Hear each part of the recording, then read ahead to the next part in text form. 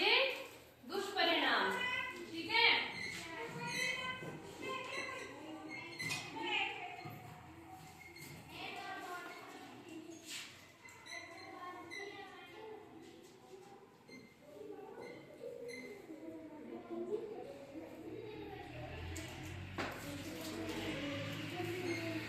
सबसे पहले अपन जानेंगे कि धूम्रपान क्या होता है।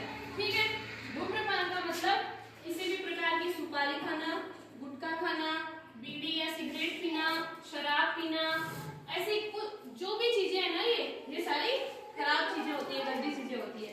अगर अपन इसका इस्तेमाल करते जाएंगे तो ये हमारे स्वास्थ्य के लिए, हमारे शरीर के लिए बहुत हानिकारक हो जाएंगे और धीरे धीरे अपन बहुत सी बड़ी बड़ी बीमारियों से ग्रसित हो जाएंगे, जिनका इलाज कराना भी मुश्किल हो जाता है बहुत, जिनका कोई इलाज भी संभव नहीं हो पाता, तो उसको बोलते हैं धूम्रपान।